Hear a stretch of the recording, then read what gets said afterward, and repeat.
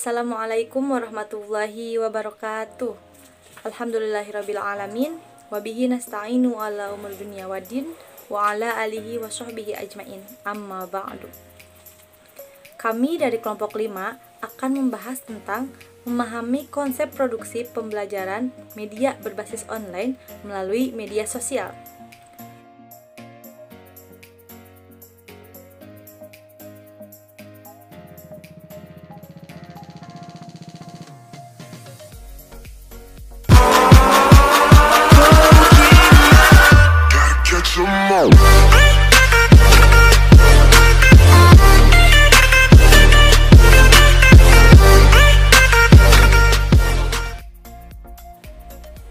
Tujuan pembelajaran kali ini yaitu dapat memanfaatkan media sosial untuk pembelajaran di sekolah ataupun melalui pembelajaran dari rumah.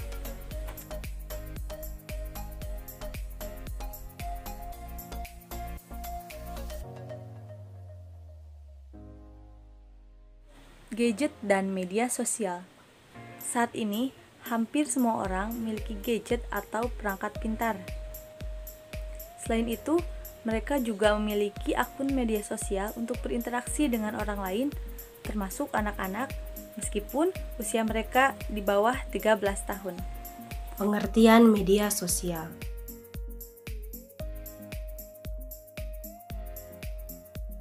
Media sosial menurut Damian Ryan dan Campbell Jones dalam bukunya yang berjudul Understanding Digital Marketing adalah web basis software yang memungkinkan pengguna untuk datang berbagi secara online, berdiskusi, berpartisipasi dalam bentuk interaksi sosial.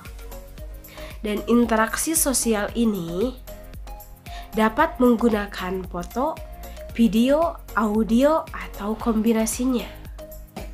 Masih menurut Ryan and Jones, sebenarnya kemunculan media sosial bukanlah suatu hal baru. Interaksi semisal media sosial yang berkembang saat ini sudah ada dari dulu dalam bentuk yang lebih sederhana. Dulu sekali kita mengenal mailing list, sebuah grup diskusi tertutup antara akun-akun pemilik email yang sama. Kemudian dikenal juga IRC, Internet Relay Chat.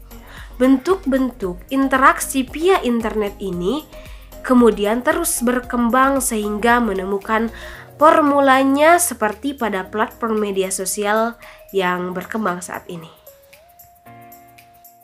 Karakteristik media sosial dan platform-platformnya.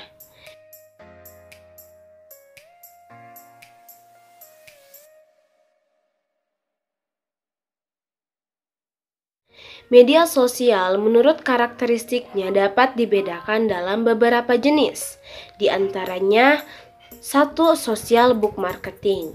Jenis media sosial yang dapat menyimpan, menampilkan, menandai postingan suatu website. Contohnya seperti Yang kedua, forum and discussion merupakan jenis media sosial yang menyediakan ruang berdiskusi tentang topik tertentu. Contohnya seperti kaskus.com. Yang ketiga, media sharing. Jenis media sosial yang menyediakan anggota atau penggunanya saling membagikan kembali apa yang telah dipostingnya. Contohnya seperti YouTube dan Instagram. Yang keempat adalah review and rating. Media sosial yang menyediakan kesempatan bagi para penggunanya untuk memberikan penilaian terhadap apa yang dilihat. Contohnya TripAdvisor. Yang kelima, social networking. Jenis media sosial yang memungkinkan para penggunanya terhubung dengan pengguna lainnya. Contohnya seperti Facebook. Yang keenam, weblog. Jenis media sosial yang mengandalkan kekuatan postingan tulisan. Contohnya seperti WordPress. Yang ketujuh yaitu postcard, multimedia file yang dapat didistribusikan di internet. Yang kedelapan, microblogging. Jenis media sosial yang mirip dengan weblog namun ia lebih simpel. Contohnya seperti Twitter. Yang kesembilan adalah Wikis, media sosial yang memungkinkan para penggunanya menambahkan informasi yang telah diposting. Contohnya seperti Wikipedia. Yang ke-10 adalah games online, termasuk media sosial yang melibatkan interaksi lebih dari satu orang pengguna. Sifatnya hiburan, namun tidak menutup kemungkinan konten games online ini didesain untuk kebutuhan edukasi. Dampak positif media sosial.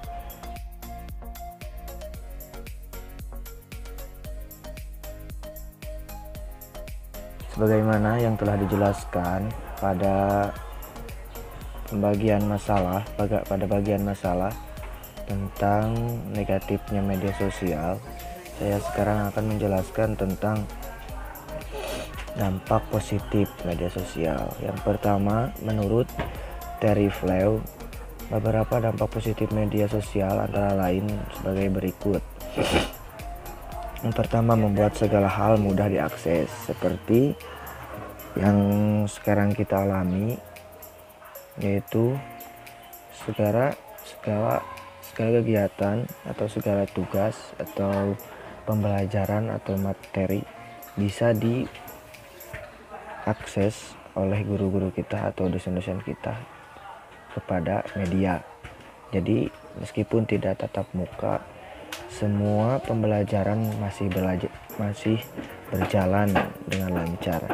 Kemudian yang kedua, bagi komunitas, media sosial menyediakan interaksi sosial. Pada intinya tidak memutuskan silaturahmi antar sesama manusia. Media sosial meskipun kita berjauhan, kita masih bisa berinteraksi antar manusia, namun melewat media sosial, meskipun tidak langsung, tapi pada zaman sekarang bisa langsung video call, seperti itulah. Itu keuntungan atau dampak positif dari media sosial yang kedua. Yang ketiga, dampak positif lain adalah media sosial dapat mempersatukan semua lapisan masyarakat, sehingga dapat mensatukan semua masyarakat sedunia lah gitu. Kemudian di sini saya kebagian untuk menyampaikan karakteristik pembelajaran pada era media baru.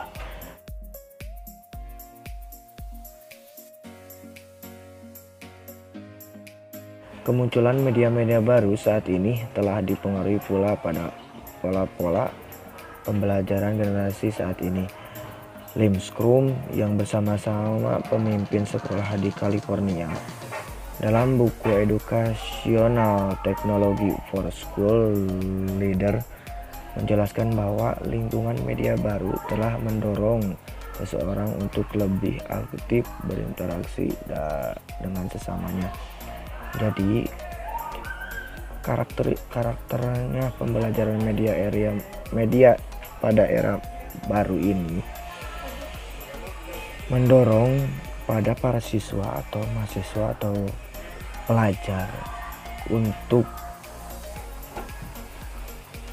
lebih aktif berinteraksi dengan sesamanya, sehingga khususnya dalam ruang virtual seperti dalam belajar atau diskusi atau yang lainnya, meskipun tidak dapat tatap muka seperti sekarang ini, ya saya ulangi lagi, namun diusahakan para siswa atau pelajar itu lebih aktif.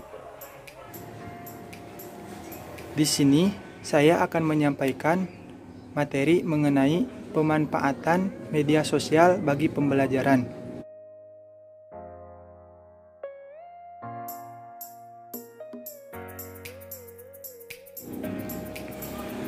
Adanya media sosial sangatlah membantu dan mempengaruhi pola kehidupan di dalam masyarakat. Kegiatan belajar mengajar pun sangatlah lebih mudah dengan menggunakan media sosial. Si pelajar pun dapat lebih mudah dan lebih mandiri di dalam belajar. Dengan demikian, kualitas belajar mengajar pun akan meningkat dan kualitas belajar tentunya sangat baik di dalam pendidikan akan semakin pesat, lebih maju dan lebih besar. Terima kasih telah menyimak pembahasan dari kelompok kami. Sebelum tutup, saya akan memaparkan kesimpulan materi kali ini. Teknologi informatika dan komunikasi memiliki dua dampak sekaligus, yaitu dampak positif dan dampak negatif. Pada era digital saat ini, sulit melepaskan dunia pendidikan dengan teknologi informasi dan komunikasi. Kemunculan media-media baru telah juga menggeser pola-pola di ranah pendidikan. Lingkungan media baru yang menyebabkan kemunculan media-media sosial telah mendorong seseorang untuk lebih aktif berinteraksi dengan samanya, khususnya di ruang virtual. Hal inilah yang memungkinkan peserta didik untuk lebih cakap dalam berkomunikasi, sifatnya interaktif dan dialogis, tak jarang pula entertainment.